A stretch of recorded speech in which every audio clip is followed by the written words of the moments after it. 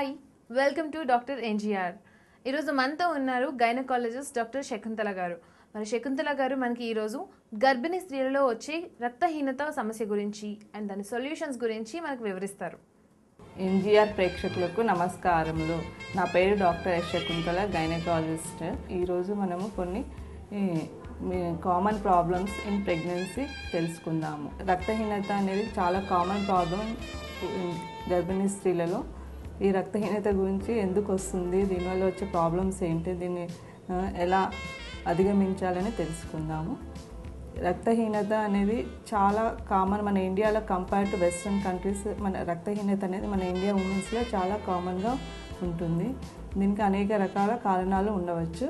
మన ఇండియాలో ఏంటంటే చిన్న వయసులోనే మ్యారేజెస్ చేస్తారు. సో చిన్న ఏజ్లో ప్రెగ్నెన్సీ వస్తే దానివల్ల కూడా రక్తహీనత వస్తుంది. వెంటనే ప్రెగ్నెన్సీస్ అవ్వడం వల్ల కూడా రక్తహీనత అనేది వస్తుంది. తర్వాత మనకేంటంటే ఈ రక్తహీనత రాకుండా ఉండాలి అంటే డాక్టర్ దగ్గర రెగ్యులర్ ట్రీట్మెంట్ చెకప్స్ తీసుకోవాల్సి ఉంటుంది.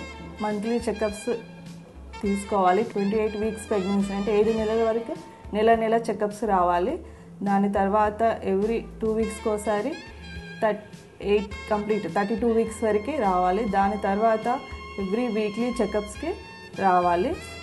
అలా వస్తే డాక్టర్ దానికి సంబంధించిన రక్తహీనతకు సంబంధించిన టెస్టులు చేస్తారు. మెయిన్ ఏంటంటే హిమోగ్లోబిన్ పరీక్ష. దానివల్ల రక్తం ఎంత ఉందనేది తెలుస్తుంది. గర్భిణీ స్త్రీలలో మామూలుగా ఏంటంటే 10 నుంచి 12 గ్రాముల వరకు నార్మల్ ఉంటుంది. 10 గ్రాముల కంటే తక్కువ ఉంటే దాన్ని రక్తహీనత అంటారు. ఈ 10 గ్రాముల కంటే తక్కువ ఉండడం వల్ల ప్రెగ్నెన్సీలో ఏంటంటే మెయిన్ రక్తహీనత వల్ల ప్రెగ్నెన్సీ ఉమెన్స్ ఎక్కువ ఆయాసం రావడము, కాళ్ళు చేతులు ముఖం వాపులు రావడము లాంటి లక్షణాలు కనపడుతూ ఉంటాయి. ఈ రక్తహీనతకి ట్రీట్మెంట్ ఏంటంటే ఎర్లీ ప్రెగ్నెన్సీలో డయాగ్నోస్ అవుతే మనం ట్యాబ్లెట్స్ ద్వారా రక్తహీనతని అధిగమించవచ్చు.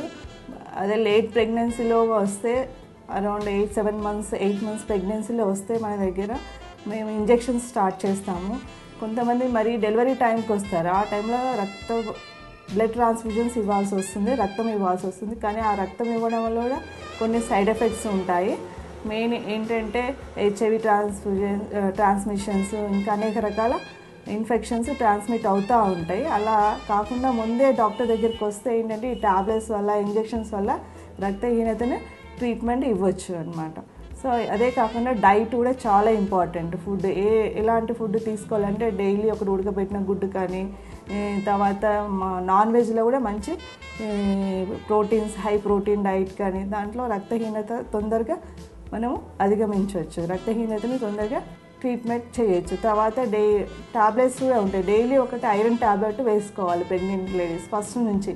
Even normal women's also first నుంచి డైలీ ఒక ఐరన్ ట్యాబ్లెట్ వేసుకోవడం వల్ల రక్తహీనతను మనము రానివ్వకుండా చూసుకోవచ్చు. తర్వాత మదర్లో ఉండే అన్ని న్యూట్రిషన్స్, తర్వాత ఐరన్, కాల్షియము అనే ఎలిమెంటల్ ఐరన్, ఎవ్రీథింగ్ అవన్నీ ఫీటస్కి వెళ్ళిపోతుంది. అంటే లోపల బేబీకి వెళ్ళిపోతుంది. సో మదర్కి రిక్వైర్మెంట్ ఎక్కువగా ఉంటుంది ప్రెగ్నెన్సీలో. సో మంచి nutrition diet, quality of diet is very important pregnant womens. ఊరికే ఏదో మామూలు డైట్ తీసుకోవడం వల్ల ఈ రక్తహీనతను మనము ట్రీట్ చేయలేము. మంచి క్వాలిటీ ఆఫ్ డైట్ తీసుకోవాలి. తర్వాత రెగ్యులర్ చెకప్స్ ఉండాలి డాక్టర్ దగ్గర. తర్వాత డెలివరీ టైంలో కూడా మనము ఏంటంటే బ్లడ్ లాస్ అవ్వకుండా కొన్ని ఇంజెక్షన్స్ ఉంటాయి. ఎక్కువ బ్లీడింగ్ అవ్వకుండా కొన్ని ప్రికాషన్స్ తీసుకోవాలి. డెలివరీస్ గైనకాలజిస్ట్ దగ్గర హాస్పిటల్లో, ఇన్స్టిట్యూషన్స్లో డెలివరీ అవ్వడం ప్లాన్ చేసుకోవాలి. ఈ రక్తహీనత ఉన్న వాళ్ళు పెరిఫెరల్స్లో మామూలుగా చిన్న హాస్పిటల్లో డెలివరీ అవుతే కాంప్లికేషన్స్ వస్తాయి. అందుకని రక్తహీనత ప్రాబ్లం ఉన్న వాళ్ళు ఏంటంటే గైనకాలజీ స్పెషలిస్ట్ దగ్గర డెలివరీ చేయించుకోవడం బెటరు. ఎందుకంటే ఈ రక్తహీనత వల్ల గుండె ఫెయిల్ అయ్యే ఛాన్సెస్ ఉంటాయి డెలివరీ టైంలో. అందుకని మనము చాలా కేర్ తీసుకోవాల్సి ఉంటుంది. తర్వాత డెలివరీ అయిన తర్వాత బ్లీడింగ్ అయ్యే ఛాన్సెస్ ఉంటుంది. అందుకని అలాంటి వాళ్ళకి ఏంటంటే ముందుగానే ఇంజెక్షన్స్ ఇస్తామన్నమాట. డెలివరీ అయ్యేటప్పుడు పెయిన్స్, డెలివరీ అయిన తర్వాత బ్లీడింగ్ తగ్గడానికని, బ్లీడింగ్ రక్తస్రావం అవ్వకుండా ఉండడానికి ముందే ఇంజెక్షన్స్ ఇస్తామండి. తర్వాత డెలివరీ అయిన తర్వాత కూడా ఇంజెక్షన్స్, తర్వాత ట్యాబ్లెట్స్, రక్తం ఇంప్రూవ్మెంట్ కొరకు వాడాలి. మినిమం 6 నెలలు వాడాల్సి వస్తుంది రక్తం ఇంప్రూవ్మెంట్ కొరకు. ఇదే డెలివరీ అయిపోయింది కదా, ఇంకేం ప్రాబ్లం లేదు కదా అని అలా నెగ్లెక్ట్ చేయకూడదు. ఈవెన్ డెలివరీ తర్వాత కూడా పోస్ట్ నేటల్ కేర్ తీసుకోవాలండి. ఇలా తీసుకోవడం వల్ల ఏంటంటే మదరు తల్లి బిడ్డ ఇద్దరు బాగా ఉంటారు.